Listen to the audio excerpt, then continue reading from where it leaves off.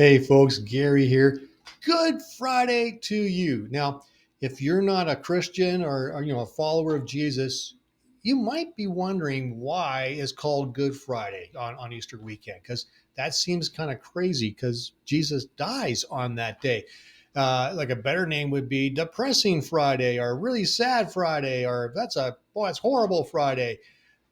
But it's Good Friday because of what was accomplished on that day. And we'll talk about that in just a little bit.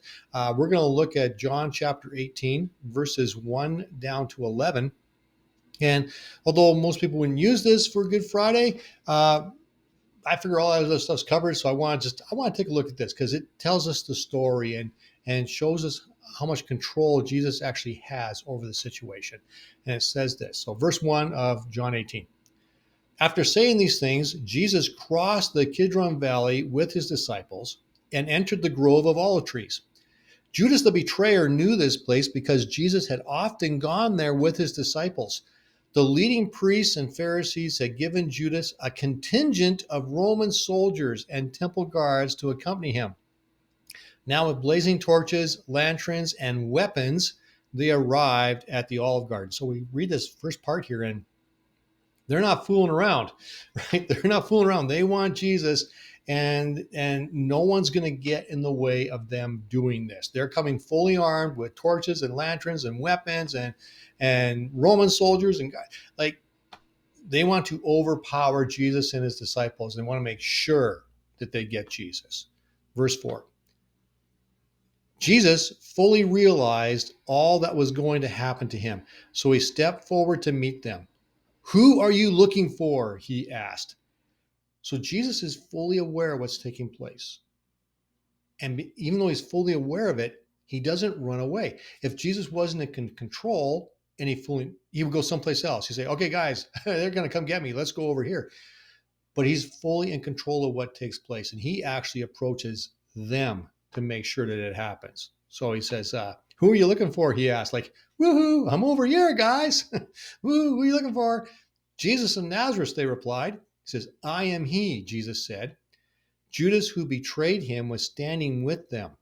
Jesus said, I am he. And they all drew back and fell to the ground.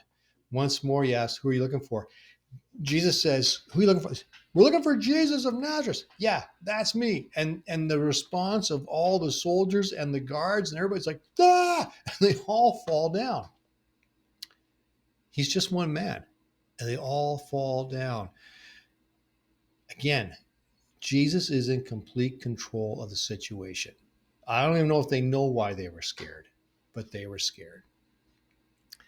Again, they replied, Jesus of Nazareth, I told you that I am he, Jesus said, and since I am the one you want, let these others go. He did this to fulfill his own statement. I did not lose a single one of those that you have given me. And then verse 10. I love Peter. Peter's so awesome. Then Simon Peter drew his sword and slashed off the right ear of Malchus, the high priest's slave. Goes, no way, you're not taking my Jesus. And instead of going after the Roman soldiers or the temple guards, he goes after the only one that doesn't have a weapon and sing and chops off his ear. Way to go, Peter. You're awesome. But Jesus said to Peter, put your sword back in its sheath. Shall I not drink from the cup of suffering the Father has given me? And Jesus says, will you knock it off? You're going to get killed, man. Put that in your sheath and get out of here. And of course, all the disciples flee, and Jesus heals the slave. He takes his ear and puts it back on and heals him. But Jesus says, shall I not drink from the cup of suffering the Father has given to me? So we know that Jesus was beaten, he was flogged, he was tried, his back was just torn open and all bloody and everything from the whips that hit him. Just a horrible beating upon him and so much suffering. And then he was put on the cross and died in just an incredibly excruciating, painful death on the cross. But it was God's plan. And it was God's plan so God could restore the relationship with you and the relationship with me. This was Jesus' plan. Jesus is fully God. It was God's plan to sacrifice himself on the cross for you and for me, that incredibly painful death. And of course, we know that he rises on the third day. So you guys stay tuned for Sunday and Saturday. But I just want to show this video to say, it's not like someone took Jesus. God was in full control of everything that took place. And he was in full control because you were worth it. And so was I. And so we can praise God. And that's what makes Friday amazing.